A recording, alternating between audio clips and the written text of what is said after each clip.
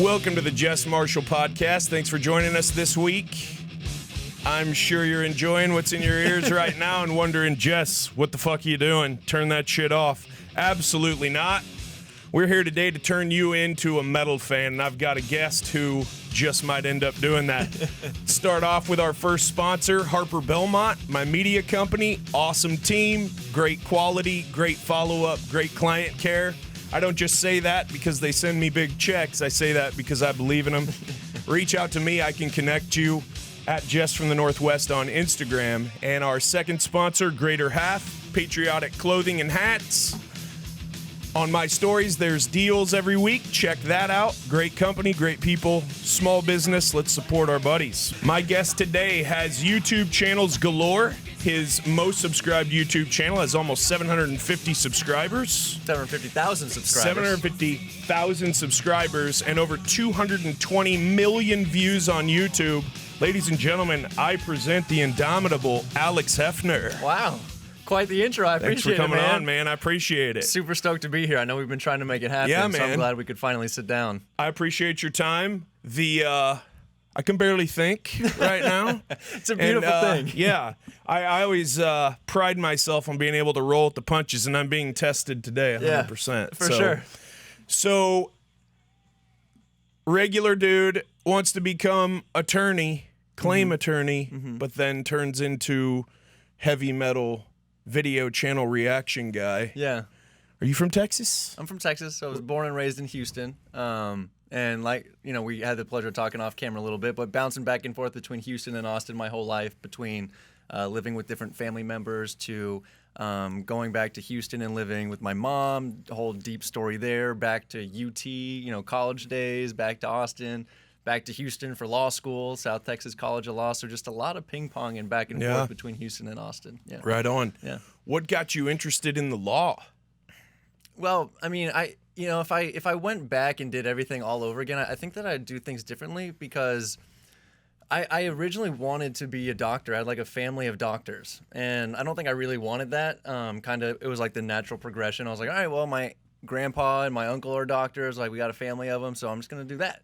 And I actually started off my major at UTSA with biology. Not that anybody really cares, and really took a step back to see all the classes and stuff I was going to have to take. And I was like, dude, I'm not passionate about being a doctor. I don't want to do this shit. So I was like, what? I was at a, crossroads. I didn't know what to major in. I was just lost. I didn't know what to do. Didn't really know what I was passionate about. So I wanted something that I think, that sounded prestigious, that I think I could be possibly interested in. I always loved like arguments and really watching videos, right, of like people being pulled over and staying calm and like reciting their rights to the police officer, and I thought that knowledge was awesome. So I was like, law school, I heard that lawyers get paid well, lucrative thing that I think I could be happy with. So no lawyers in the family, but kind of took a shot in the dark and was like, let's see if that works. And once I started my YouTube channel, law school quickly became like my plan B. It was like, that will be my safety net. If all else fails, I can fall back on being a lawyer. And before we went on, you said that your YouTube channel started about when you started law school. Yeah, whenever I started to get really serious about YouTube is like my first semester of law school had progressed, and that was actually the semester I did the best. Whenever my YouTube channel started picking up, the trajectory of my grades started going down, and it was that relationship. But yeah, first year of law school, that's whenever the YouTube channel started and really tried to get serious about it. So you were like a raging metalhead when you started your reaction. No. What was the origin of all that? How'd that all kick off? So initially I started my YouTube channel and I wanted to make vlogs, video blog. I wanted to wake up every day, and whether I'm going to Home Depot or going to Six Flags, I wanted to film my experience and make it funny and have people essentially watch my life as a TV show. I thought if I could wake up every day and film myself, that would be great, because one, what a kick-ass job that would be. And two, if I did that for 20, 30 years, I have this vault of my life that I could then go back and watch or show my kids, be like, this is what I was doing in my 20s, 30s, and 40s. Like, here's a vault, just go watch and have fun. And started uploading vlogs like 2 to 3 times a week, and it was getting probably 14, 15 views per video. Like, by no means was it successful at all. And I quickly came to the realization that nobody cared who I was or what I was doing on my day-to-day. So I was like, okay, let's pivot a little bit. Like, what else do I like to watch on YouTube? And reaction videos was huge.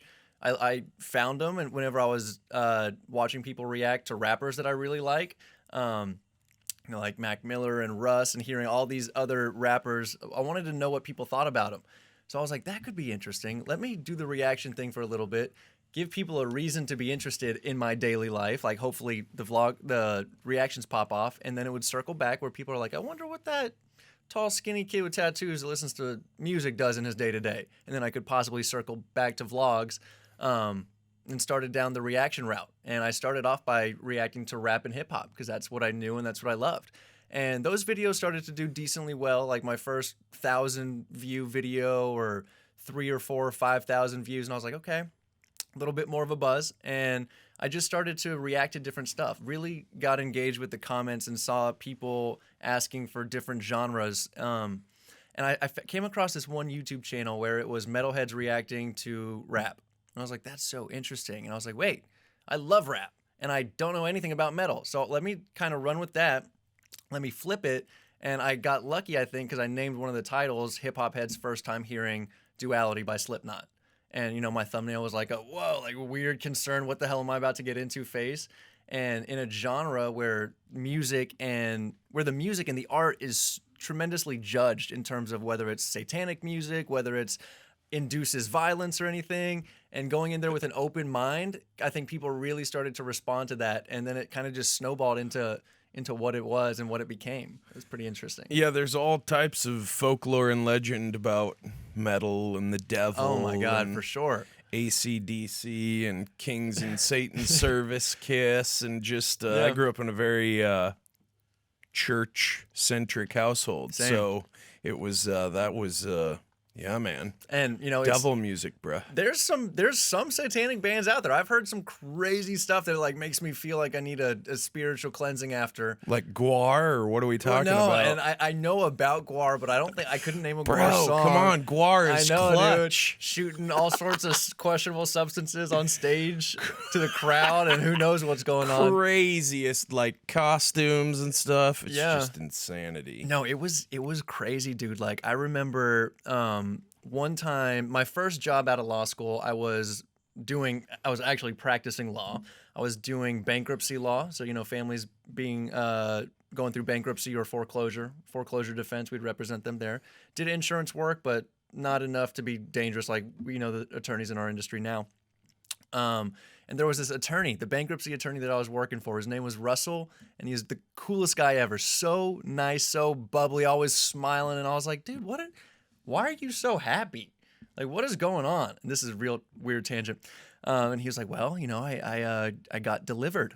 I was like, what is it? What does that mean? He's like, you know, like deliver me from evil type of thing. You know, I went and sat down and got delivered and got all the generational curses and weird spirits out of my body. And in my mind, I was like, what the hell is going on? So short of it is I got really interested in that, and got the contact names for the people that he went to go get delivered by. And I went to these people's house. Super bizarre, real weird energy, super strange. They're just sitting around a dinner table, and they were all there for me. It was like they had like their small group, right, that they would get together weekly and do this type of thing. There was an open seat at the table for me. This sounds like a Jordan Peele movie. Oh, dude, it was nuts, man. So I go in there and I sit at the table. I have this entire thing recorded. They told me at first, they were like, you can record it if you want. And it's like 10 people all sitting around. They're like, yeah, we need to make sure the Holy Spirit gets casted. Can you make sure he's in the front yard? They're like, yep, he's there. And I'm like, where the hell am I? Like, what's going on? And it's like this 2-hour ordeal. And it comes up that I have this YouTube channel. And they were like, what kind of music? You know, when we were talking about reactions, what kind of music? I was like, well, you know, it's heavy metal music. And they were like, just like you could feel the stillness. And they were all, I just felt the judgment, dude. Like that you know, there's an energy when someone's staring at you. It was that magnified by 5 or 10. I was just sitting there like, yeah. And they straight up told me, they were like, that is the reason. You know what you're doing? You're doing Satan's work. Like that, he's given you the reach. He's given you all these subscribers so you can go preach his word. And I was like, what the hell is going on? Like the strangest, most awkward, crazy experience. And it totally gave me the vibe of like, you know, when the stories I hear when Elvis came out, all the parents are like, "Oh, he's swaying his hips, like that's the devil in him." It's like, dude, y'all are just living in the past. So very long, drawn out, weird tangent story to say that, yeah, I mean, it's one of the most judged genres of music ever. That's hilarious. Mike, are you playing the Exorcist soundtrack? That's nuts, man. Was that in Austin? Did that happen in Austin? That was in Houston. Weird stuff's going on in Houston, man. There's crazy weird Pentecostals down there, man. You got to watch out. Dude, yeah. That's like the girls can't cut their hair, so when they want to cut their hair, they just burn it off with a curling iron. Or they can't wear pants. They got to wear like dresses or culottes all the time. The guys can't wear like a sleeveless shirt. If you're playing basketball, you got to wear pants and a t-shirt with a jersey over it. If I'm playing basketball and you're showing up in pants, dude, I'm like, I don't want that kid on my team. Telling you, man. I don't want that dude. Kneecaps, way too sexy, bro. That's gonna lead someone in the wrong direction. So they're like, no, cover up. That's crazy. I'm not kidding. Well, I mean, they went so far to say like, I tried to explain it to them and they weren't having it. I was like, you don't understand. Like, if you go and read these lyrics to, like Linkin Park, take that for example, right? Like Chester Bennington, he's talking about depression. He's talking about for people that feel that darkness, almost a way out. It's very catharsis. It's very therapeutic. And I was like, you should read the DMs I'm getting. Like, people are reaching out saying, hey, I was about to do something crazy. Like, I was thinking about committing suicide. I was going to take steps to do that. And I saw you had a new video out. Decided one more video is fine. Let's watch one more video. And they told me that, like, I made them laugh. I said some stupid, weird thing that I normally do. And that was the first time they had laughed in months. And they thanked me tremendously. I just got goosebumps from that. That's awesome, man. And I tried to explain that to these weird individuals. And I was like, it's helping people. And they were like, nope. They just weren't having it. So I was like, okay, it's, difference of opinion. We'll agree to disagree. So I take it you weren't delivered. I went through with it just because I felt bad. I'm a people pleaser, so I felt bad just getting up and like leaving. So I at least I went through the duration of it to see what it was about. But they had made it a point to tell me that if I had died that day, that I'd be going straight to hell. Told my mom about it, and she was all freaked out. Thought that I was possessed with some weird shit coming back. So I don't know. Very strange anecdote. It is. I have many. I could take our entire time with strange anecdotes. That'd be great. So you're a big rap and hip hop guy. Yeah. Break down for me, music moron. I like grunge and indie. That's like my. Okay. I've seen Pearl Jam like 65 times live. You seen all the like MTV Unplugged videos with Pearl Jam? Fantastic. Yeah. But what's the biggest difference between metal, which you now like because you've learned so much about it, and like the rap hip hop? I mean, you've got. That's such a good question. You could almost rap some metal songs, couldn't you? Well, yeah, man. I mean, there's a good argument there. Like, what is rap? And you get down that whole lyrical bullshit of like, let's break it down with that lawyer stuff. I think the main difference is like it's like, what is the main essence of it? Like for me, it's almost like the main essence of rap is the vocals, like not even vocals, but the words, what's being said, right? And the beat is there to kind of supplement it. Gives it the energy, it gives it the bounce, it gives it the vibe. It's like, okay, but at the end of the day, it supplements the words. I think a lot of times in metal or rock, although the words can be very important, the vocals and the lyrics can be very important, you can almost get an entire message from a song just from the instrumental, just from the music being played. So it really highlights the musicianship of it. And I'm not going to say one genre is more better than the other. But I think at the end of the day, it's like, it's the music, it's the instrumentation that's almost supplemented by the vocals in rock and metal that really makes it special. It's kind of a feeling as opposed to storytelling. And there's some overlap, right? There's some metal that does some great storytelling, and then there's some rap that is all instruments. Like they have meshed, and in today's day and age, I feel like the gray genres are the most interesting. It's not the black and the white genres. It's that in between, that weird. This is rap and metal. What the hell am I listening to? It's a great overlap. But at the end of the day, I think it's like what brings out the most energy from those songs. That's kind of how I would describe it. Well, that was Linkin Park, right? Rap and metal together. Rap and metal, yeah. And I mean, even bands are going through that same thing and trying to follow in those footsteps. Like a band that I love, the guys of From Ashes to New. That's a great band. And they've kind of done that rap metal, and everyone's like, "Oh, you guys sound like Linkin Park." So I know that they try to break away from that. So sorry, guys. But they're it is what it is. Everyone's trying to find those gray areas, which is interesting. You have like Lil Nas X that first popped with country and rap. Like, what the hell is that? For real. Let's throw some weird shit together and see what happens. Yeah, it's yeah, that's all very interesting. The mixing of genres now. There's so many collaborations, duets, mashups, all that kind of stuff. Yeah, it's it's interesting. It's what makes it fun. But at the end of the day, there are going to be those people that are going to say, that's why music sucks nowadays and rock is dead. It's because everyone's just trying to recycle stuff. And there's some truth to that, I guess. There's a lot of recycling going on, but I think there's also a lot of innovating as well. There is a lot of innovating, and yeah, it's weird when people talk about music that way. That'd be a lot like saying, I saw a sunset 10 years ago and it was fucking rad. Sunsets just aren't the same as they used to be. I know, right? Come on, man. Like, appreciate something for what it is. Yeah. It doesn't have to be as great as you thought the Grateful Dead were. Right. Or whatever. Right. Classic metal band. Who do you think who's the leader in the clubhouse is like a classic metal band? Is it just going to be Metallica forever and always? It's such an easy answer. I mean, it's an easy answer, and I think it's cliche, but Educate me, true. Hefner. Educate me. It's just like, yeah, I mean, if you want to do go back to like the big four thrash metal bands, like that's fine. I think that those pillars are like there for a reason. Who are those? Metallica, Megadeth, Anthrax, right, and Slayer. Okay, those are the four big names in thrash metal. Dallas's only Pantera isn't in the top 4. Pantera's a fantastic band. They're badass. Love Pantera. They're such fun dudes too. But I just feel like Metallica's more overarching. It's like, yeah, I mean, it's an annoying answer, but it is the answer. Well, when you cut a record with the San Francisco Symphonic Orchestra, then you just know that you're kind of a transcendent metal band, right? Yeah, for sure. I have a YouTube channel idea for you. I think you should do reactions to opera. That would be super interesting. Yeah. That's what I've been trying to do more of, is doing more weird shit, because I'm like, that's what made the channel Can you do it pop. on that? Would you put it on that channel, or would you start its own channel? I've been putting that, dude. It's like, man, at the end of the day, people come to me for advice with social media, and I feel like I'm the most clueless one. I'm like, I don't know. I'm trying shit and seeing what works. So that's what I've been doing now, is like, what made the channel pop in the first place was me reaching out, or branching out rather, to metal.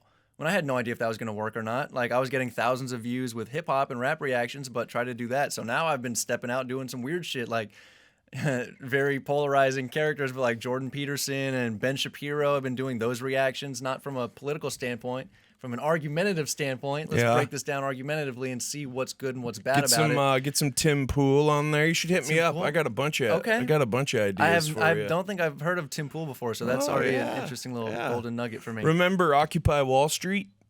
Remember that whole thing? You're too young. Might be.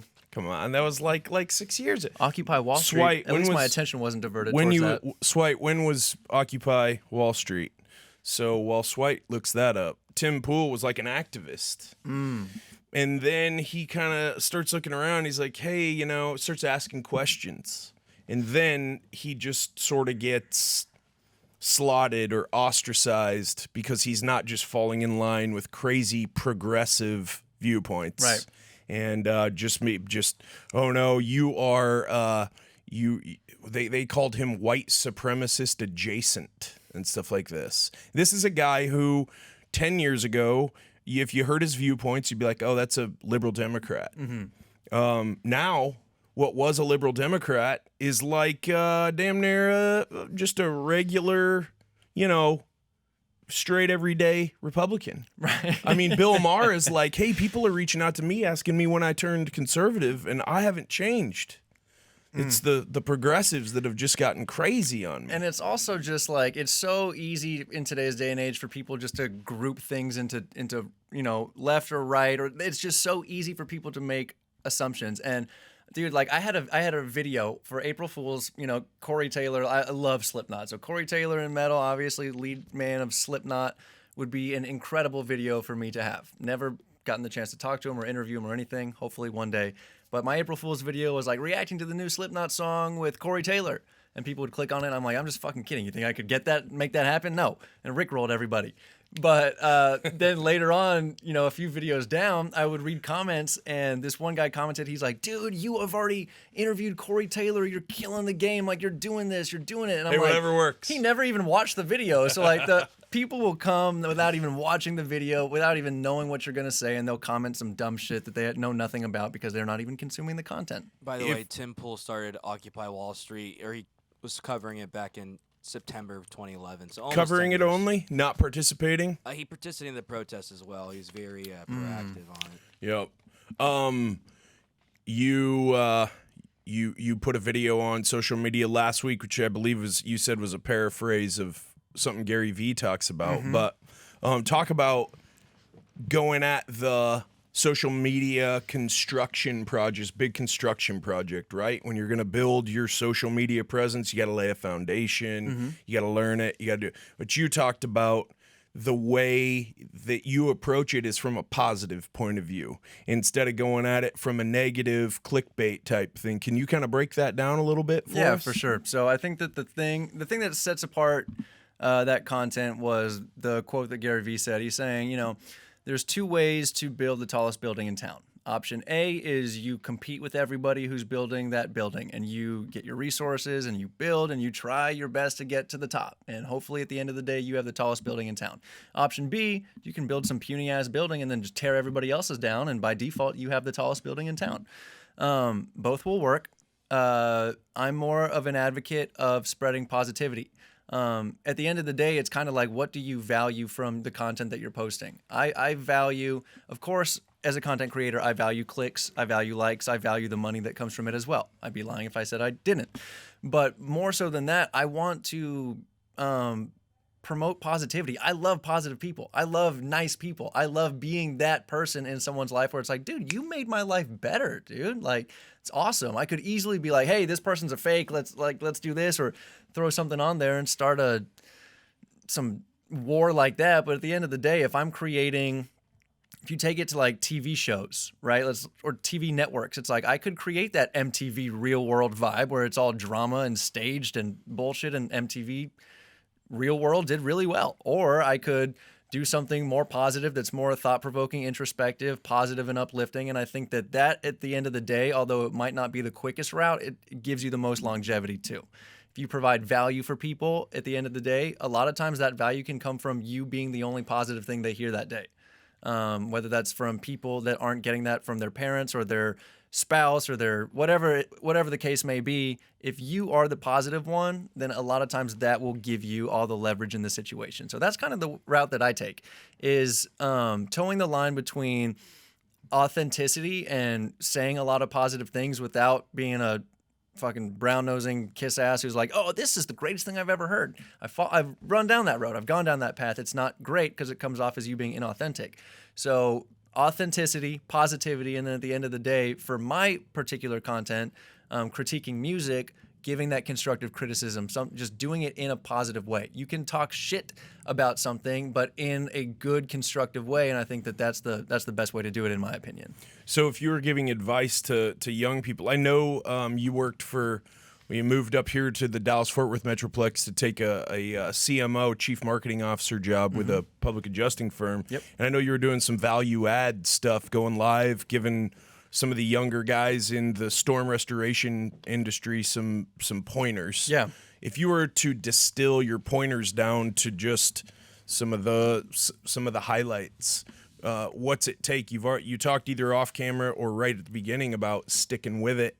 But can you talk about the importance of trying new things, pushing your comfort zone? You have a podcast, right? The Lunchbox podcast. So yeah, that was a podcast that I started a couple years ago, and it kind of simmered down to what it is doing, which is nothing. But you tried something. At the end of the day, it's one of it's juggling 30 different things and being cool with allowing 6 of them drop, rather than trying just to focus on your one. I'm trying to do a lot of different shit, and if something drops and falls, cool. Not saying that I won't bring it back, but yeah. So my advice, if I have to boil it down into a few talking points, a few takeaways, first and foremost, it's action. That's all it is. Like, just make content. A lot of my friends will call me and be like, hey, I'm trying to start a YouTube channel myself. What can I do? And I'll tell them what they can do, and they start to get bogged down. They're like, wait, I don't have an Instagram yet for my content. I don't have my TikTok. I need to be uploading this. Maybe I should hire an editor to like do this and like cut everything. And I'm like, that's fine. Yes, like those are good things to think about. But more important right now is putting a video out. Go put a damn video out. Who cares if it gets 4 views, if it gets 6 views? At the end of the day, what the main truth of that is the content you're going to be uploading now is very different from the content you're going to be uploading 4, 5, 6 months from now. So the name of the game is action. So first and foremost, take action. Doesn't matter if you don't have a good camera. We all have iPhones, which are crazy cameras. That's all you need. You don't need any crazy video equipment. You don't need really nice microphones. I mean, in a setting like this is fantastic and incredible right here, but this is not necessary to create good content. So at the end of the day, first thing that I would say is post. Post and see what happens. Do it. Whether that's TikTok, Instagram, Twitter, Snapchat, whatever the hell, YouTube, do it. Take it, let's see. Piece of advice number 2 that I would say is what we talked about a little bit earlier, which is removing your ego from your content. People post selfish content. People are going to post content that makes them look good, which is fine, or post content that they think, and you start to get into some weird gray area, is the best type of content. Keep your viewer in mind, right? And then at the end of the day, remove your ego. If you can upload something that gets 5 views and you can do that for an extended period of time, that's the hardest part.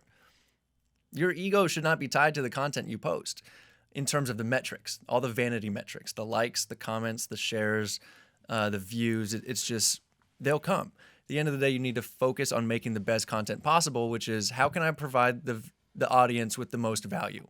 On my way over here, I was listening to Mr. Beast, content creator that gets 50, 60 million views on every video he uploads. And this is me being a student.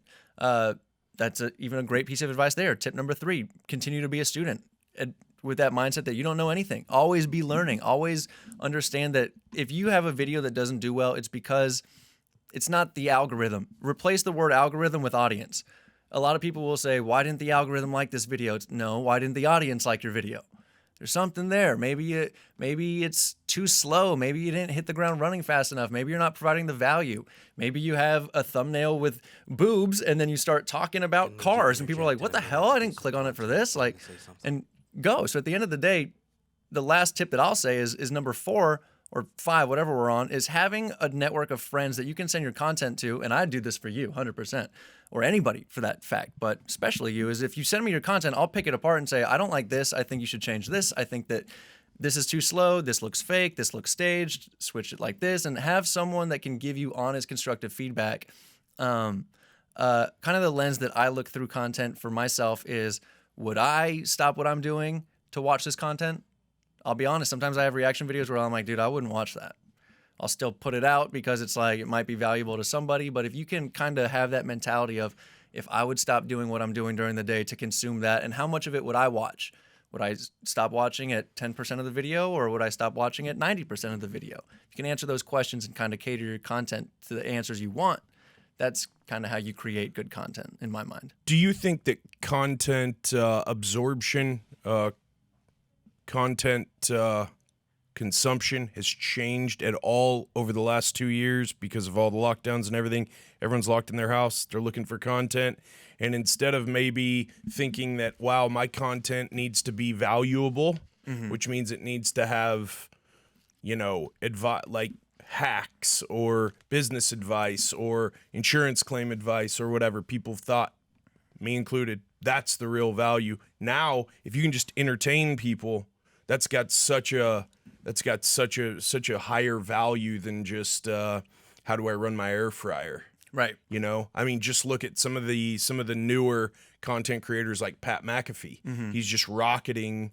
It's because his shit's funny. Right. He doesn't take himself seriously. He's everywhere. He's on WrestleMania. He's a nut. He's crazy. He's not afraid to make him look stupid. Right. And people like his authenticity. Do you think that content consumption has changed or evolved to where the more entertaining, thoughtless, mindless escape is more something that the general overall audience is looking for, especially with as fucking crazy as everything's been for the last 2 years? I definitely think content's changed. I think it's gotten awesome. I think it's gotten so much better, dude. I think like, yeah, because of COVID, everybody's at home and a lot of people are like, shit, maybe I'll start doing content. And it's been an influx of people creating content, which I don't know about you, dude, but like TikTok is probably the most addicting social media ever. it? Like I will be, dude, like at night, if I make the mistake, I'm like, I'm watching 10 TikToks. Maybe I'll watch a couple of them. Scroll through that. It will get to the point where I'm not even enjoying myself and I'm like zombified, just like scrolling. And I'm like, this is bad. Why? What about it? It's so like, it's just the instant gratification of very quick, punchy, like you said, entertaining pieces of value for me. And it's a slippery slope. So, right, like what is value at the end of the day? Like you're right. How to use an air fryer. That's value if I don't know how to use an air fryer. At the end of the day, though, providing entertainment is going to be value as well, because some of the stuff that I see on social media all the time are people trying to get things, people trying to sell, people trying to do their thing, which is fine. There's a time and a place for it. But if all I'm seeing is like ads and, hey, buy this program, I can help you get $1 million in 6 months, like all this shit, I'm like, okay, I value that 7-second video of some dude falling or doing something funny with his dog. Like that is real value for me. So at the end of the day, content is interesting and it's crazy. And I think that it's gotten so good that it has quickly gotten detrimental. To the point of you got to be careful, man. You can go down that road of just endless consumption of content and not be productive at all. The other side of the coin is I think content consumption is super important if you're a content creator.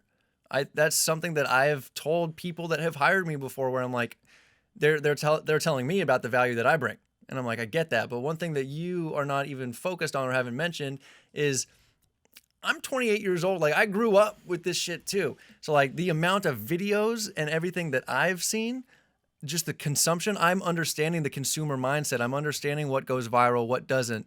And that's if you're sitting down to watch the content and breaking it down. Why did this title do well? Why did that video get 50 million views? What is the thumbnail they're using? Like I've watched YouTube videos where I'll start the video and pause it after the first 3 seconds and been like 0 seconds to 3 seconds, like aerial shot above truck, and then 4 seconds to 15 seconds intro telling what the video is about, and like breaking it down like that, trying to dissect it. So I think consumption is necessary to make good content. It just gets to the point where it's so entertaining and so good that that's what it drives people to inaction, which is the scary part. I think the screen time thing is definitely something that everybody's concerned about and understands, especially if you're into biohacking and stuff. You know how bad it is to be. And when you get a little more age on you, your neck's gonna start hurting. Your eye, it's got detriment. You know, being that locked into. Obviously, they have their shit figured out though, right? We've got the advent of TikTok, which is just taking social media over. It's huge. And then we have OnlyFans, which is obviously behind a pay screen, and that is mostly for the gals, right? A lot of people say. It's even getting something else now, but yeah, I mean, it's more towards women, but I mean, some of these content creators, dude, like they already got the following, $1 million in 24 hours. Granted, they already put in the work to get the following, but once that OnlyFans popped and it's a pretty girl, there's stories out there of getting $1 million in 24 hours. What's she doing on that? She's doing pictures of herself, or probably showing her boobs and stuff, and people are like, I want to pay to see what this girl's like, because these are our ages. Actors and actresses, man. That's like, I watch her content all the time. She's a celebrity. It's like paying instant access like that to see your favorite celebrity naked. Why not? Well, yeah, and that kind of goes back to the point I made about how social media has made everybody into a creator. It's For this, sure. It's yours. Yeah. You don't have to go to a studio and I guess hit a casting couch if you're trying to be in that type of industry. Right. You can do that yourself and make a whole bunch of money now, which is interesting. Just the advent of technology. What are your thoughts on that? All that OnlyFans content, and break it down, because I don't know about it. I don't know how it works. At least that's my story, and I'm sticking to it. And I know there was some hubbub a couple months ago, right, where they were like, we got to shut this down. Maybe we have some underage content going on or something. Now I'm not as well versed in OnlyFans as I am in like YouTube. I was hoping you were the resident pro on that. No, I'm not. I've never subscribed to anybody's OnlyFans. I've gone to the website to check it out to see what it looks like. It looks like Patreon. Man, my thing on that is like, if you're cool with that, by all means, like I'm not gonna do it. they'd be if I were to film those, it'd be very short videos. Also Yeah. mention But, OnlyFans, you know, I not think that just it's for, like, porn or, like, if pictures, that's it's something also that you're for, like, about, exclusive cool. content, Like, like I'm not gonna pay people's for fans. it, but I know a ton of people that would. If you are about, you know, if that's your wheelhouse, do it. I mean, I don't give a fuck. Well, I'm isn't not gonna there- do it. Yeah. My wife is like toyed with the idea, and I'm like, it's not gonna happen. You're not It's just not supporting gonna happen. that? I'm not Yeah. supporting that. It depends. That you know, Yeah, I don't blame you. who knows, man? Like if it's just such a slippery slope as well. I'm like, you push that boundary. It's the same with anything. Anything bad you do in life, you do something bad, you've pushed that envelope a little bit. Then the line is an inch away from your standard. Now I've already moved it an inch. So now I can do something. If I want to do something bad again, it's going to be a little bit worse. And you inch that line further and further and further down the road. Yeah. And that's what scares me. I'm like, I don't know what it could turn into. Is it true though that you can offer exclusive content behind a paywall? Oh, for using sure. Yeah. So that's the- OnlyFans as your platform. Yeah, So and that's I mean, the same with Patreon. I mean, now that I'm getting into movie reactions, I'm doing that same concept. I have that OnlyFans concept in the terms of, hey, I'll put this short snippet of my movie reaction on YouTube and avoid all the copyrights. But if you want to watch the full movie with me, come on Patreon. And the way to access Cool. that is they have to pay $5 a month to get access to all those videos. So the same concept is there. Same thing with NFTs now, dude. I mean, that's the That's what same I was fucking gonna thing. say. NFTs provide value. I could easily, or not easily, but I could go down that route of creating an NFT. Yeah, and you I'll have. should. That's what I know. I need to. So, walk us down how that would work, because that's all about the exclusive, demanded, but also developing and improving content. And Yeah. NFT is like as the subject of the NFT grows and Right. becomes more influential, knowledgeable, that NFT gains value as well. So NFT, there's probably a majority of people that don't even know what that is. Non-fungible token.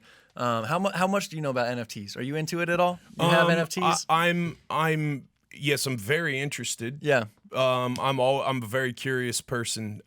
But I'm more concentrated on crypto right now, I think, Yeah. than the NFT thing. I'm interested in creating one. So I like to think it's the same thing with social media, where I like to think I know a lot, but at the end of the day, the more I learn, the more I'm like, I don't know what the hell's going on. Yeah, me so too. I know more about NFTs than a typical person, I think, but by no means should you take anything I say for any type of advice or anything.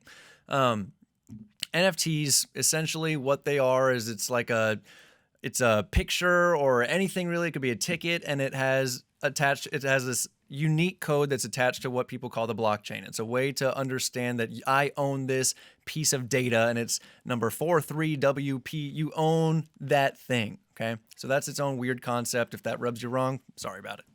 At the end of the day, what makes an NFT project valuable? I think it's the utility, synonymous for value, that is with it. So if an NFT has high utility, it means it has high value. If I'm Gary Vaynerchuk, the utility of my NFT is going to be, hey, you buy an NFT, 1 out of 10 people have a chance to come up and have lunch with me. The value, the utility is lunch with Gary V. The only way to get that is to buy an NFT.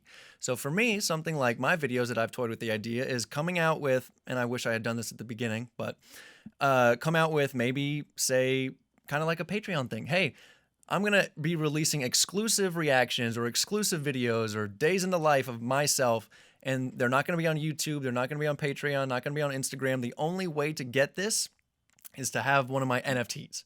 Every NFT holder of Alex Hefner, which could be anything, say it's a weird cartoon of my face, all the cringy thumbnails that I do, throw one up there, and those will be the NFTs. And if you own one of those, I will be sending you a link with all of the exclusive content that I will continue to be uploading. And if they get tired of it, they sell their NFT to somebody else who wants access to all those videos. And you only have a finite amount. So say there's 100 of these NFTs. The first 100 people will come and get it, and we'll have instant access to all that free content, exclusive content. You can't find it anywhere else. And as long as they hold it, they can get a bunch of value or utility in the NFT world to anything. If I want to host events, maybe I'll throw a party and be like, hey, there's a fucking Diplo's the DJ, and we got free cigar rolling and tattoo artists here, and the only way to get in is to own one of these NFTs. No ticket sales. Very interesting. So there's a lot of stuff that can be done with NFTs. I own a good amount. They're all floor shit, which floor bottom. They're all like not worth anything, which is the vast majority of NFTs are. Because or the not. buy-in was good and because the subject or the topic matter of the NFT isn't developed enough to where it's got a Yeah. resale value yet? A lot of it is based on the utility of it, right? It's like, if there's no utility at all, you don't trust the people that own the NFT and they're not doing anything. If there's no value, it's going to be worthless, right? And a lot of that will come from social media stars now that will post NFTs on their Instagram, and people are like, "Oh, he posted that; it must be popping." It's like a trickle-down effect of what Elon Musk does. Post on Twitter, and then Dogecoin fucking skyrockets, right? So it's like that type of thing where he builds the hype from your social media. But I think people like Gary Vaynerchuk, I'll keep going back to him because he's started so much in my life. Understands like the real value of it. Yeah, and he wasn't an early adopter. It took him a second to get his mind around it, and so we're talking about protected content that's always updating itself, like company cam. Let's bring it back to the industry, right?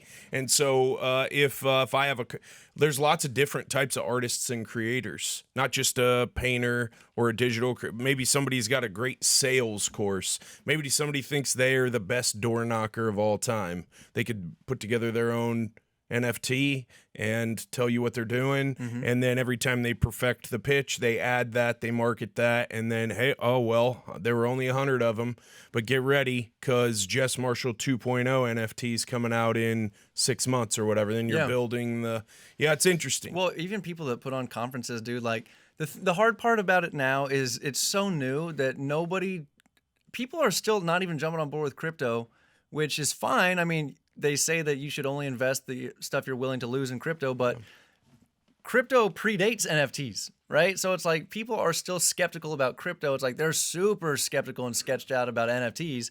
So it becomes like there's a bit of a learning curve. But people whatever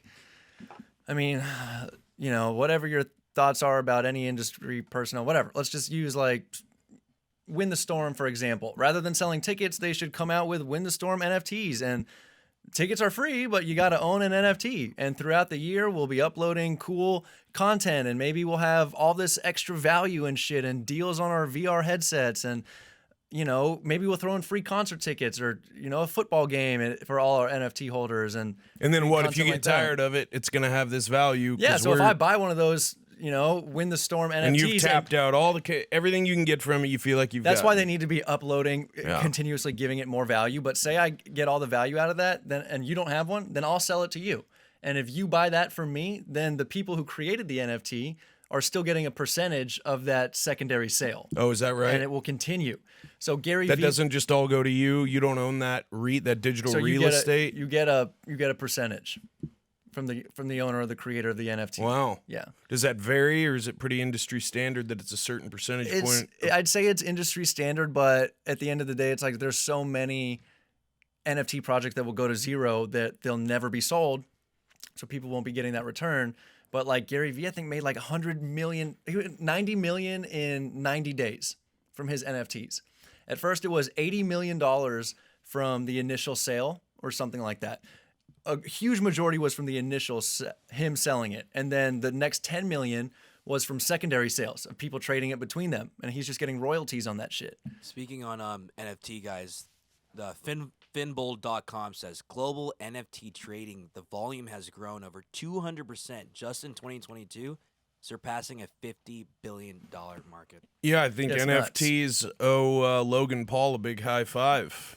Because, he made that shit mainstream before everybody else did, didn't he? The Pokemon stuff and us. The first place I ever heard about it was him. Yeah, well, so like the Pokemon thing, that's different. That's getting into cards, like cards and authentic cards and collectible cards and stuff. He's big on that. He has, because those are collectible NFTs. That doesn't have, or that NFT is just a collectible piece of art, a digital piece of art. Well, he physically has, those are Pokemon cards that he'll like open a pack and he'll have like a Charizard from like 1999 or whatever, sends it into a PSA or BGS, a grading system where they say, hey, on a scale from 1 to pristine, 10, this is a 10. So he's got like an actual hard copy. Now, there may be NFTs with Pokemon and stuff, but Logan Paul with the Pokemon thing is him actually investing in like $1 million card boxes of a Pokemon card box from back in the day, first edition or whatever. And it turns out that some of those first edition cards were pristine, 10 out of 10, which now skyrockets the value, which will make it $1 million Charizard card or whatever the hell it is. But yeah, Logan Paul has been very early on in NFTs, but that he even said that stems from Gary Vee, who called him and was like, hey, guys, it would get all the creators. We talked about Mr. Beast. He called Mr. Beast up, called Logan Paul, called all these people that he had in Gary Vee's network and was like, guys, CryptoPunks. It's going to be the next Facebook. You got to do it. Go all in on CryptoPunks. And people were spending tens of thousands of dollars, if not hundreds of thousands, on these NFT CryptoPunks, which now have made them even more hundreds of thousands of dollars. CryptoPunks was like one of the original high stakes NFT collections. And now you got stuff like Bored Ape Yacht Club, who's costs like 300 grand to buy in now, or Mutant Ape Yacht Club that costs 100 grand to buy in now, or World of Women. So I think that Logan Paul was early on, but Gary Vee predated him, and all that shit was predated by some NFT project by like Cool Cats. Like this shit was early on when people didn't, it seemed like a ridiculously stupid idea, which kind of still does, to be honest. Yeah. But I'm understanding it more. And CryptoPunks, their lowest price available is 185 grand. Yeah, and that's insane. Oh. So I think if you look up Mutant Ape Yacht Club, I think they are at like 33 ETH floor, which Ethereum, it's got about $3,000 per Ethereum, so that's about $100,000 floor price. And I think Bored Ape Yacht Club is almost $300,000 floor, if I'm not mistaken, in that ballpark. Well, go take some down as soon as you get back in your rig and drive off, yeah, man. That's right, Just right. Get some of that in your wallet. They're doing cool shit now, though. Yeah. One thing before we move on, they're doing things where you can buy fractional shares. So, like, if I can't afford my $300,000 Bored Ape Yacht Club, I can put in $1,000 and own a fractional share of that. So they're doing some cool stuff now. May as well. I mean, Right. Let's get everybody involved. Right. Because it doesn't matter who they are, their money's green. That's right. You've talked about Gary Vee several times. Let's talk about mentorship. You're a pretty ambitious guy. Mm-hmm. You're like, yeah, I'll be a doctor. Nah, I'll be a lawyer. I mean, not everybody's got the intellectual chops to be able to do that. Yeah. Right? To be able to pick either way and succeed at it and get their degree. Throughout your business career, once you graduated, did you have actual physical mentors that you could talk to, or most of your mentors and the people who you follow, what they recommend, digital? And then other question, so like the second part to the question, have you ever had like an anti-mentor? Like you work for somebody and everything they did taught you of everything not to do. Oh, for sure. And what how valuable has that been to you? Great question. So let's break that down. So first part of the question, like, do I have any mentors? Yeah. I had a rougher childhood growing up. So like my dad was out of the picture by the time I was in 6th grade. So like last time I saw my dad I was in 6th grade. So I lived with my aunt and uncle for a bit of time. So I had that like father figure-ish, but no real like super, super close dad type to mentor you in terms of the world of business. My family didn't really come from money. My grandparents had money, but no like real business savvy people that I could learn from. So like with YouTube, I probably could have monetized that and gone really heavy at the beginning, but I was making the mistakes, right? So like a lot of the mentorship that I got came from people like Gary Vee, came from people not nearly as much as Gary Vee, but Grant Cardone or people like that I found their content online. Jordan Peterson, even, man, like talking about how to have a healthy marriage. I got married last October. I haven't even been married a year, so like I'm trying to learn all this information from people that seem to be very successful and that I can get tangible things from. And I think that that's a huge blessing of social media, is people that are hungry and thirsty for that knowledge that may not have all of the people at their disposal or in their life can now get that fatherly advice that they didn't have, or that business savvy advice that they now need. So I think that, yeah, for me, it's been social media platforms where I found that. Now, I tend to be the type of person where I have an experience in my life and I don't necessarily need to learn the hard way. For instance, example is alcohol, right? My mom had a pretty rough addiction to alcohol. And growing up, like 2nd and 3rd grade was whenever 2nd, 3rd, 4th, 5th, 6th was really whenever I saw what alcohol could do to a family, and just kind of tear everybody up and make everybody miserable. And I saw that and like went 180 degrees. Like I said off camera, I've never been drunk in my life. it's stupid. Sometimes at these industry events, I'll have like a prop beer because if you're the one dude who's not drinking, it's like, I don't want to talk to you. But so like I'll have that, take a couple sips, but it's like definitely not necessary. And then same with relationships. Like both my parents have been married 4 or 5 times. You know, there's some on my dad's side. There's some like kids, and I have a half brother and half sister in Israel I've never met. Like weird shit. So like I've seen constantly growing up what not to do from a relationship standpoint, what not to do from a substance standpoint, and just gone the 180 opposite degree without having to learn that. And that's to this day, that's why I don't drink, is because if I'm being real with myself, it freaks me out. I think I might like it too much. And I'm like, I don't even want to go down that rabbit hole. So, you know, let's talk on the last part of that question that you answered or asked, which was, do I have any anti-mentors? And it's like, that's kind of, my whole life seems to be anti-mentors. Even, you know, I've learned the most about life from my mom. So it's been 99.9% positivity and uplifting. She's very much of the sense that like, my son can do no wrong. Like it's never his fault, which is, you know, a bad thing to some people, but it really helped build my confidence growing up. So even in positive mentors, I still have that anti-mentor. I still am very, very thoughtful about the people that I interact with and what I gain from them. And more times than not, unless I'm on a podcast, which I'm talking your ear off now, but I'm typically the quietest one in the room where like I'm just listening and observing, and to the point where people will be like, dude, tell me what you're thinking. It's driving me nuts. Like I got to know what's in your head. So yeah, I've worked for people, employers, friends that, you know, that get jealous of success, instead of being like, yeah, dude, go for it. Let me help you in any way possible. Or business wise, man, shit, I've seen definitely what not to do. Like that's been the majority of the employers that I've worked for. A lot of it has been positive. A lot of it has been negative, where like I said, I'm that type of person where I can see something negative. I can see a ship sailing. I can see a business failing. I can see a relationship failing and make mental notes and almost not have to make that same mistake myself. So I think that the anti-mentorship is just as important, if not more important, than the positive mentorship, depending on the type of person you are. Goes down to self-awareness at the end of the day. Well, it also sounds like you had to do that from an early age. So for sure. You almost were programmed by your surroundings to look at these things are going wrong and I'm not going to do this again. So it's almost like your lens has been established from an early age. Very much so. You know, I was blessed with an unbelievable upbringing and 2 parents who are still together and work very hard and set a great example.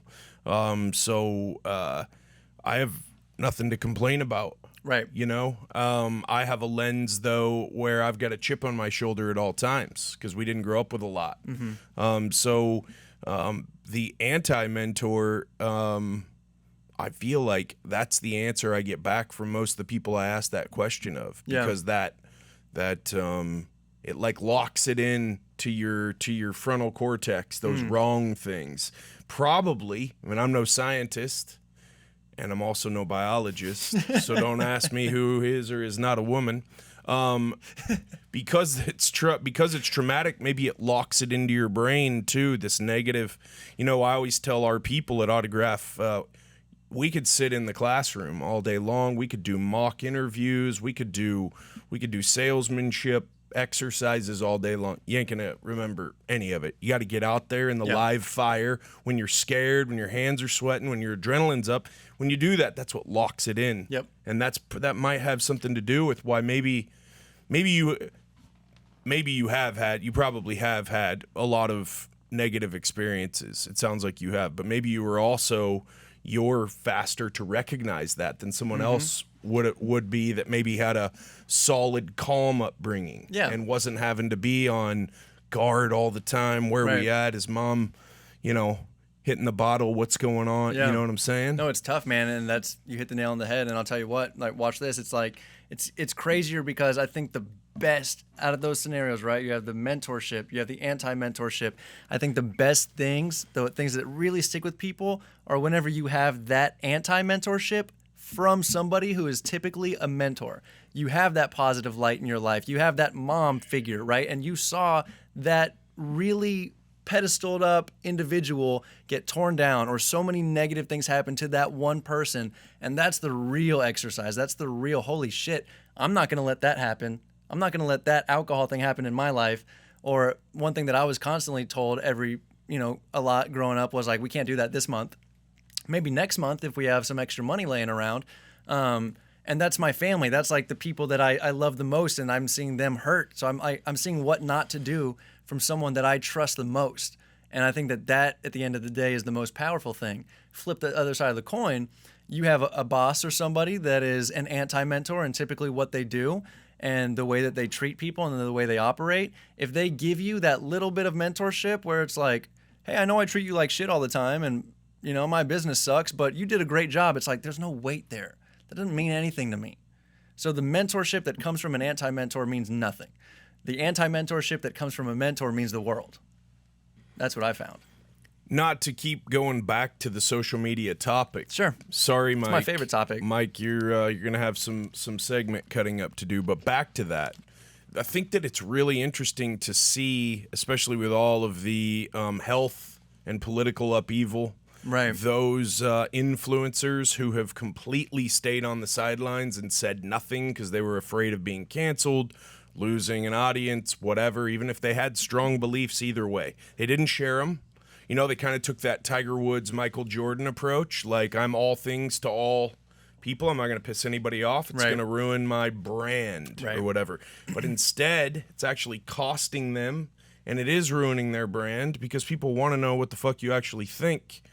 I say all of that to say, is it disappointing, even though you know and have more experience and success than many people you come in contact with regard to what you've done through social media? Is it still a little bit of a tough, cold wake-up call when someone seems a certain way, and then you go meet them and you're around them and you see how they really are? I mean, none of us are putting who we actually really are on social media, but there are some who are more vulnerable or at least honest and authentic than others. And I'm not saying like get on there and I had a knockdown drag out with the old girl last night, getting lit to whatever. I'm just saying, hey, I'm struggling with this. This is how I'm taking care of it. Y'all should try that too. Like I've struggled with depression, anxiety, things like that, tons of head injuries. I'm doing all these biohacking things to try to solve it. I'm gonna start doing a ton of videos about that because I've found some shit that really works, and that's helped me a lot. But you meet people and you're like, there's no way that guy is who he is trying to make himself seem like. And I don't know why people are like that. We all know, but I guess it's just because the true con man points everyone at that shiny, pretty thing they really, really want, even though they know it doesn't exist. Look at all of the con man Netflix and Prime shows coming out. The Tinder Swindler, the Anna Delvey thing, the Theranos thing. It's all bright, shiny, not believable. But if it was believable, it would change all of our lives. And then retired generals are signing on and people, you know what I'm saying? So is it still a shock when you meet, or are you kind of past that now and you're like, seems too good to be true, it probably is? Or do you get in there, you get involved and you're like, man, come on, like where's the meat and potatoes? Yeah, no, I mean it upsets me. It doesn't shock me. It upsets me, and it's kind of like it intrigues me. It's like I like to people watch. I like to sit at Starbucks shit and watch people go by. I like to understand why people do things and what makes them that way. So I think with that, that's what I was talking about. People are posting selfish content. They post content that makes themselves look good. It's all self-aggrandizing. It's all look at me. It's like there's no value there. There's no real value there. It's, hey, look at this shiny object that I have. Look at this. Like I'm creating this lifestyle that is very far-fetched from what's actually going on. And that's one extreme, right? And then it's a spectrum. And then at the end of the day, there's too much. They're sharing too much, like you said. Nobody wants to know every detail about your life. That's just not the case. That's the other side of the spectrum. So the golden goose is finding that in between. And it brings out the realness in someone. It brings out the authenticity. It's, hey, you're a real person. Like what I tell people all the time is like, I pride myself on being positive. Y'all are going to watch these videos and I'm going to be really upbeat and positive and high energy, but know that that's not how I am every day. Like I go through shit too. I have days where I wake up and I don't want to do any work and I don't want to make any videos and I'm just upset for no reason. And I'm like, that's normal, like to some degree, right? But people go through that. So I think that the biggest thing is like trying to provide value. Like you said, I think a great thing is, hey, I had this problem in my life. Here's what you should do about it. Like and maybe that's an Instagram story. Maybe it's a post. Like at the end of the day, it sounds like you'd be making that content to help people. So if 4 people watched it and 3 people got some real value out of it, that's way better than if 10,000 people watch it and no one gets any value. So I think that, yeah, I mean, it's a dangerous world with social media because you can buy a bunch of prop money and have money sitting around and girls and planes and shoes and clothes and it looks Lambos, bro. Lambos, baby, let's go. And it's just hollow. It's all based on vanity metrics that don't mean anything. And at the end of the day, once that shield is uncovered or that sheet or whatever the hell, Wizard of Oz, type of analogy, then there's no real substance to you. I think the tough thing for the young like contractor guys, a lot of them that watch this podcast, because I have a lot of industry pros like you on, is they're always stuck with, well, I got money in the budget for one video this week. Do I make the video the same old, hey, I'm in your neighborhood, you have damage, I can give you a free inspection and deductible assistance, call now? Or do I try to make some sort of compelling or humorous content that actually shows who I am? How do you help people who you give advice to figure out what to concentrate on? Because if all your social ever does is just talk about work and market to people, it's not going to have the same effect as if they're tuning in and you got something here and there about what you do, but you have funny stuff up, you're doing creative things, you're maybe making a fool out of yourself. Is there a balance there? How do you find that? And is this just go back to the trial and error and try 30, drop 6 that you talked about before? A huge portion of it. And that's where I would start, or that's the kind of mindset that I would go into it with, is understanding that it's probably going to be a trial and error type of thing where you have 30 things you're trying to do and you drop 6 of those balls and it's fine. What I would do is humanize yourself, right? Like so many people will post on social media, they'll post that selfish content that I keep referring to, but getting back to it is if you kind of create your own personal brand, you have your sales guys going out there and like, let's create some content of, maybe we could try some direct marketing shit on Facebook and say, hey, Dallas, there's just a huge hailstorm, and do it in a quirky kind of funny way, and then, target it to a specific neighborhood. And then whenever you go door knocking, they're like, hey, I saw you on Facebook. Like maybe something like that would work. I don't know. I've never gone door knocking before. That would be a funny video, right? Like that could be interesting. Have you never knocked a door? Not for this industry. I've done like some normal door knocking shit, but I think that knocking doors as a roofer is much more difficult than knocking doors selling something else. You have a face perfect for door knocking. Yeah, you do great. You should come out with us, man. Well, that would be fun, right? So like think about that. Like what gets people wanting to watch content? A lot of stuff is new people doing that. One piece of content that someone needs to make before I do it, and I've been saying this forever, is lawyers first time roofing. I want to be the lawyer that doesn't know shit, and I want to realize how heavy it is to carry shingles up and drop them and not be able to walk up the ladder properly and install the fucking shingle upside down and be like, oh my God, this is way harder. Like that is kind of interesting, punchy content that someone could like and be like, if you guys want to know more about this, like we're Autograph Roofing. Like, yeah, like, at the end of the day, humanize things. I can't tell you how many times I've watched content where I'm like, oh shit, like this brand is only in New York. Like I can spot it a million miles away. Anything only in New York. So if I saw someone, he's wearing like an Only shirt, I'm like, oh shit, like we have a similar interest. And I wouldn't have known that if he didn't say, guys, look at this bird I saw out here today. Like, it's awesome, isn't it? Crazy bird. And I'm like, there's so many things that if you release content, there's so many relatable things that you can latch onto and that would make me like you more. You mentioned rugby. It's like, I've never played rugby, but like if you put content on that and I did, and I'm like, oh shit, I could go with a roofer who has good ratings that I don't know anything about, or a roofer that has good ratings that likes rugby.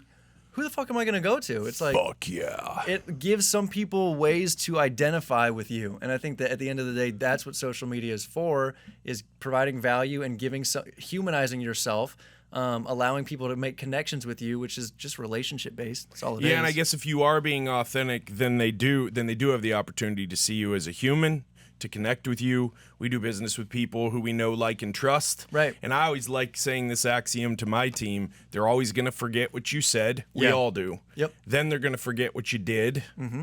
But that's hard to believe. If you do a good job, though, that's what they expected, and they don't remember that. If you do a bad job, right, they're going to complain. But you do a good job, they're still going to forget about that. They're never going to forget the way you made them feel.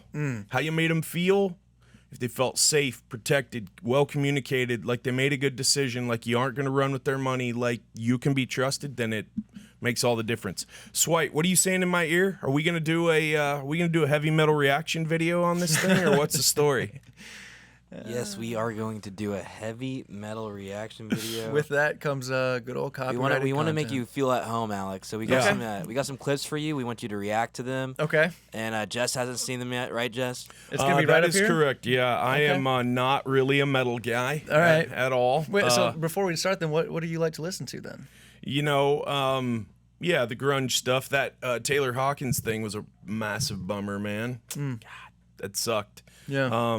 So all the Seattle stuff, that's where I'm from. Okay. I like a lot of indie too. Okay. Or just indie rock. Okay. There's a really good indie rock radio station in town. You probably don't listen to the radio No, I don't. because you're so hip, but it's 91.7. It's rad. It's it's public radio. No ads. It's great. That's awesome. Yeah. I like the I Ooh, like Call Me Little soft- Sunshine, fantastic song. Oh, Love Ghost. Looks like you crushed it. Swipe. Ghost. Let's do it.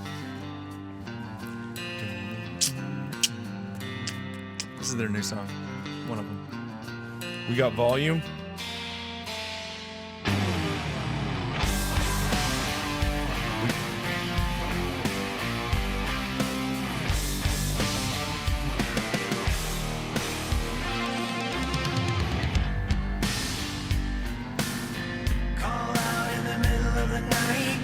Why is she wearing an Abe Lincoln hat? This is an interesting band, man. This is one of these bands that, Oh, is that the devil right there, bro? well, the whole thing is like Ghost. It's like Papa Emeritus is like the whole main thing. They're all ghouls, faces white with like their eyes blacked out, and their shtick is like. This is why some you can't get free, satanic Alex. thing. Right here. This is why you can't get free. People mistake this band for a super satanic band, even though it sounds nothing like it.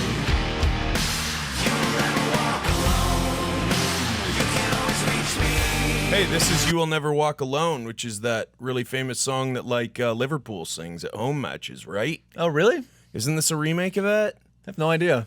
That'd be really cool. Call Me Little Sunshine. I love Ghost. If you ask like some of my buddies, like Alex Kobe, he didn't like this song at all. I love this song. I think this song is fantastic. I like the lyrics. I also like that I can actually understand them because I can read them. Yeah, that's a big thing.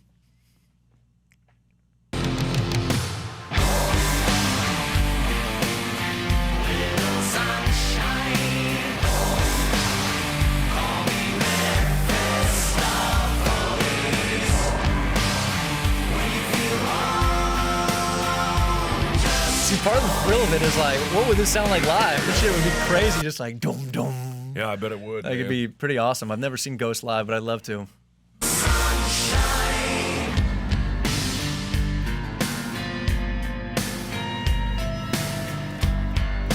This is also not the best Ghost song to be introduced to him by. I'd show you something different, but this is their newest song, and this is I don't know. I'm pretty damn digging good. it. You like it? Yeah. Okay. Yeah. Good. The type of song you'd listen to as you were getting ready to just beat some ass. If you ask some metal elitists, they may call this rock instead of metal. Then you get down a whole side story that didn't mean anything.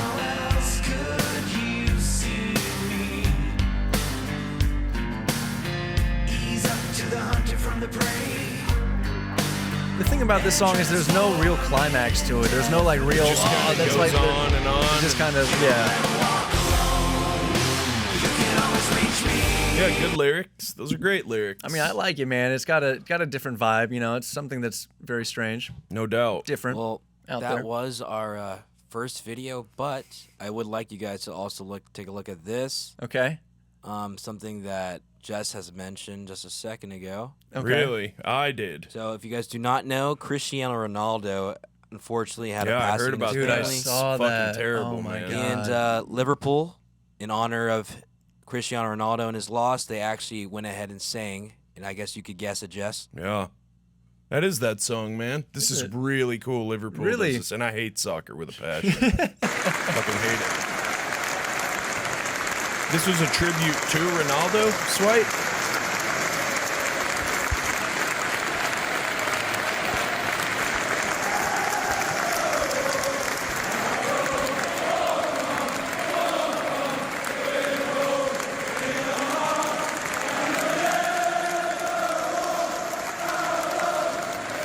There it was. You never walk alone, right?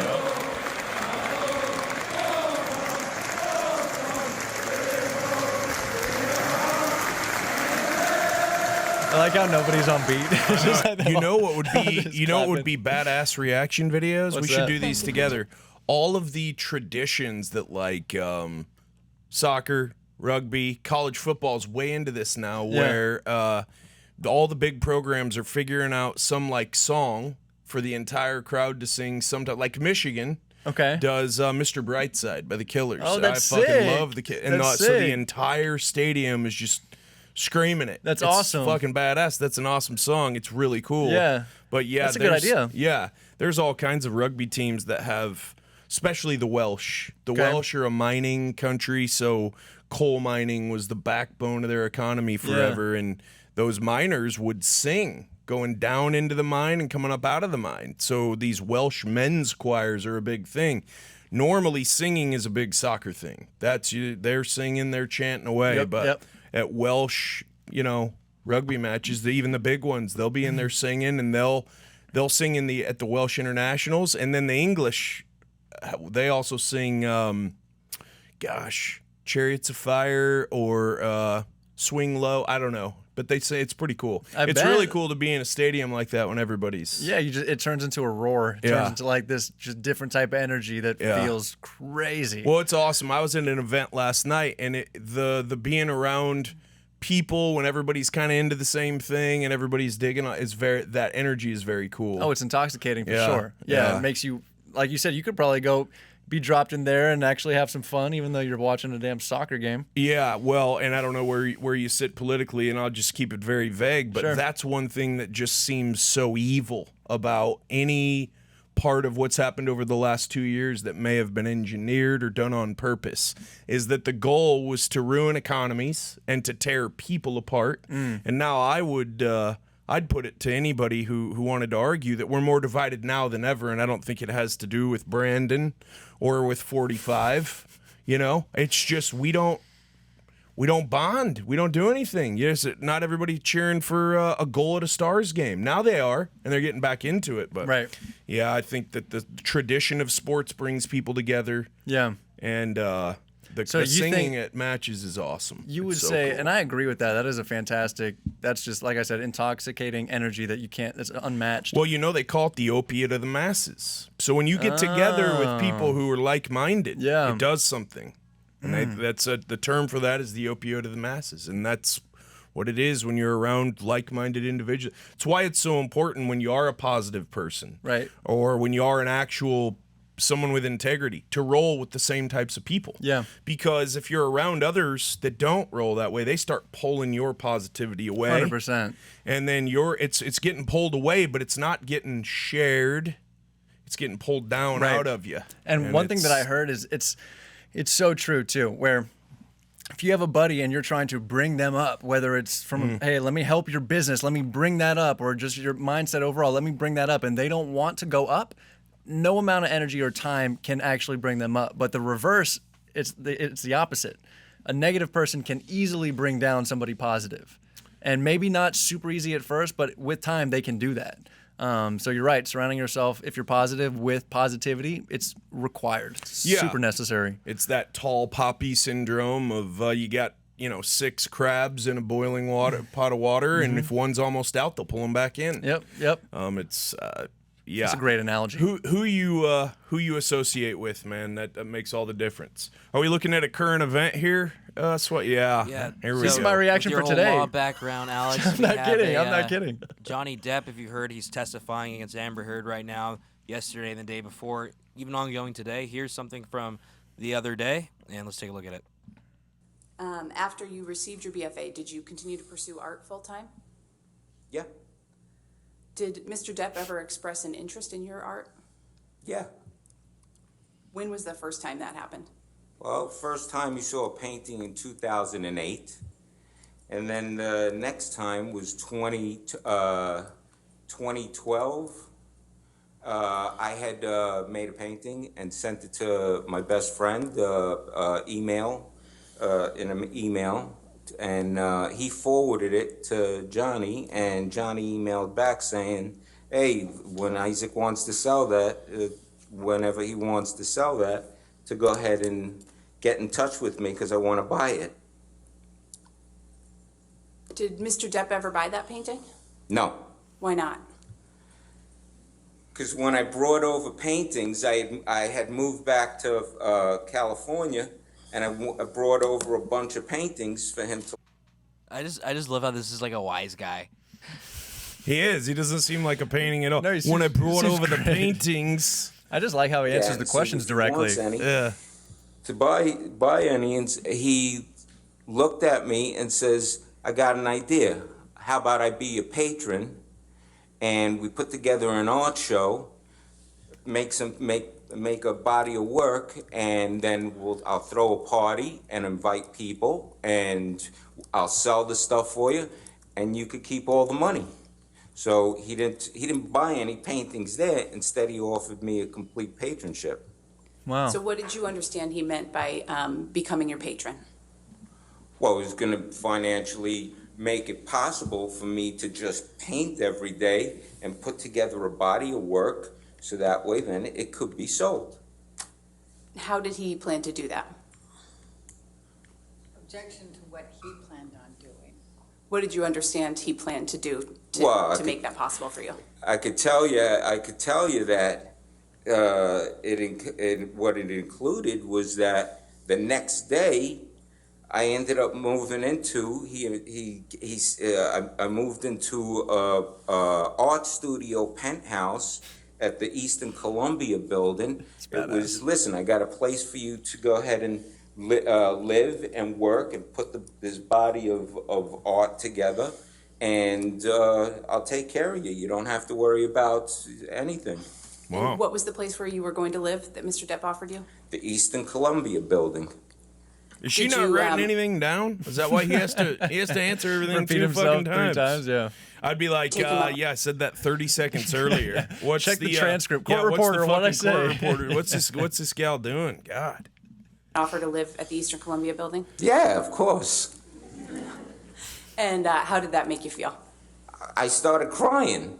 Is she his psychologist or something? How did that make you feel? Yeah, right? What are we doing here? Right? One day you're in your mother's garage selling paintings for $100, $200, $300 on eBay. Next thing you know, it's an art show, and like you don't have to worry about diddly squat. Of course. I was flipping out. I want to see this guy's work. Yeah, me too. When did you move into the Eastern Columbia building? It looks like The he just got next done day putting after sun we in met in his and we hair. talked. Remember that shit? Sun in? Yeah, that you could put Gets on a your little hair beachy and then it vibe. would bleach you out. Yeah, I think he's a painter for Tony Soprano too. Maybe I don't know. What's his name? These folk, don't worry about it. These two are so ridiculous. It's just next level. I had no idea what was going on. Like I said, my reaction video for today is Johnny's testimony of like why he's suing her. That's I haven't put it out yet, but that's my reaction for today. I haven't.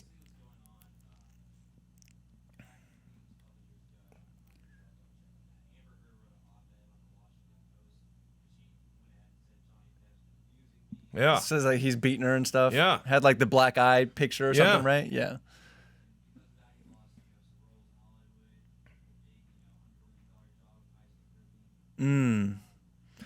Really? Not to mention, like, with all that, I think he was living with kind of that, like, false alleged thing happening for, like, 6 years. Like, he's just coming out now and talking about it. Well, and they're both. I think that they would both admit that maybe they should have followed the Alex Hefner chemical intake plan because The positivity. And the chemical intake. Oh, I plan, see. Because I think they both go pretty hard in the pain at the pills and the booze. Really? And then they don't realize. For instance, she apparently went in the bathroom, said he hit me in the nose, and had a Kleenex, and took red fingernail polish, put it all over the Kleenex. Oh, God. See, he just hit me. Then she passes out, and he goes and picks the Kleenex up. It smells like nail polish, and he's like, what the hell? That's super sketchy, man. Yeah. I just like to play that on repeat. Johnny Depp's? I haven't seen his cologne Sauvage. commercial. No, I haven't seen that. Oh, Swipe, let's just go react to that. Talk about That the I know ultimate of. reaction video. That I know of. Johnny Depp cologne commercial where he's walking through like Moab. I don't think I've seen And he that. has a guitar and like 19 scarves and 12 bracelets on. Yes. Hell yes.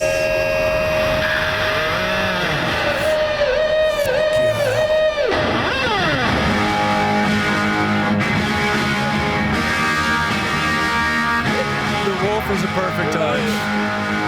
Oh, wolves! Oh shit! There's a Burning Man. Wait for it.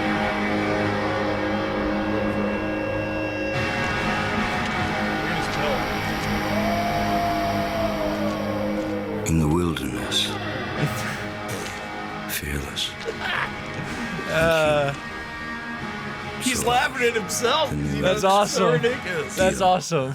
No, I haven't seen that. See, his voice is fantastic. That's great. Yeah, That's but great. go ahead and miss me with that, bro. That's horrible. That's terrible. I think it's the greatest thing. It's like fucking it terrible. reminds me of like some of the lawyer commercials where it's like they're so painful, but it's like it's so weird. Stuff like that is like it's so bad that it's almost good a little bit. It's comedy. It's comedy. It's like watching Judge Judy. Yeah. Oh yeah. And if dude. you have Judge Judy on, you'll see a Jim Adler, the tough, smart lawyer. Yeah.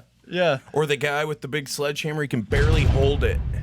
He's like, it's like he can barely hold that fucking I just remember like something like the Law Hawk, Brian the Law thing. Hawk Yes, or something. bro. Yeah. Yeah, dude. Law Hawk commercials are Yeah, insane. What like, happened to that guy? I think that those are Swipe great. the Law Hawk on YouTube, I then think we're that- out. I think that those are great. He's amazing. Isn't he in like Fort Worth or something? I think something close. Like that's the Law Hawk. the beauty of the social media is you don't know what's gonna work. Yeah, man. here we go.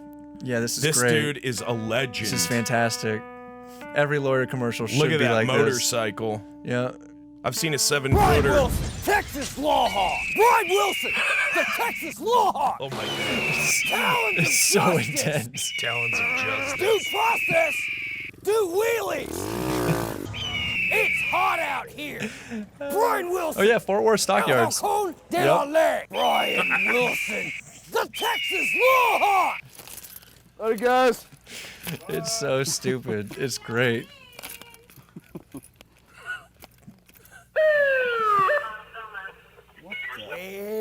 Well. It's no refusal weekend, so you have to blow. Otherwise, you're gonna lose your license. He's adding value. Are 100% accurate. Blowing it. Surprise! Failed. Blow. Yeah, I don't think so. Someone just called me. I love this unnecessary screaming. It's great. That's why you don't blow. What Bryan Wilson, the Texas Law Hawk. If you or a loved one been arrested, so call Bryan Wilson, the Texas Law Hawk today. I'm a huge advocate, man. I Swipe, think- can we get the Law Hawk on the podcast? And do also, that. I think you should do an ad for your media company, and I'll do an ad for Autograph. Oh, if you get Law Hawk here, you gotta invite me back as a guest. I want to talk to that Oh dude my too. God, That'd be we great. we should both interview him. So tapping into your hip hop days. Or, Oh yeah, dude, I heard Yeah. about this too, He's man. a Rocky, guys. He was arrested a couple days ago, and then the cops went ahead and battered into his house. So. Whoa, SWAT team? Because they were looking for a gun that was like linked to a murder. And this is Rihanna's boyfriend? Yeah. I mean, that's a little aggressive. Wow. Are they? Did they They couldn't not have just asked. How are they not like? Why are they knocking on the outdoor gate, expecting him to is there at least ring? What's his name? ASAP Rocky.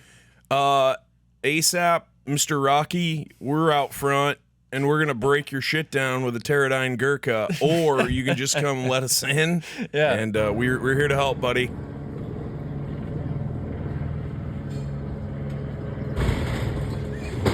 Dude hadn't done Real that before. agile. Yeah. He can barely get up. Why are they all wearing jeans? Is that a typical thing? Why are we doing jeans on SWAT team? What's up with that? Seems weird to me. Jeans in general. SWAT team from Wish.com. A little scared to go in.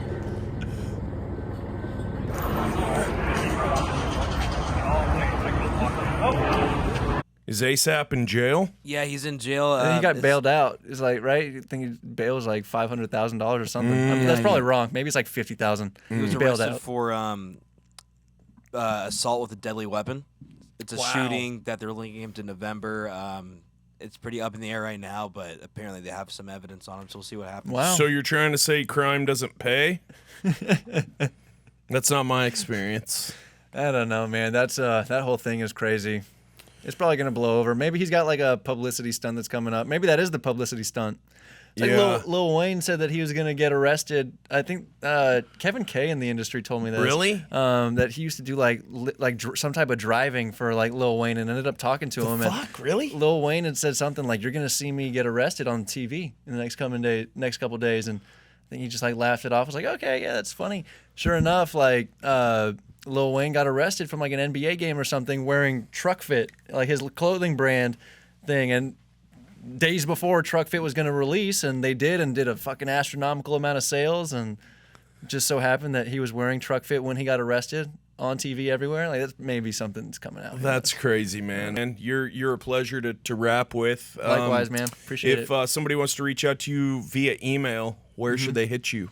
Email, that'd be interesting. alex.hefner@yahoo.com. Hefner. Still rocking the Yahoo email address. It could be Hotmail or AOL. Hotmail, so I mean, SBC Global. Yeah, you're all over it, brother. But type in Alex Hefner anywhere, you'll find me. Thank you, man. Appreciate brother. you. Absolutely.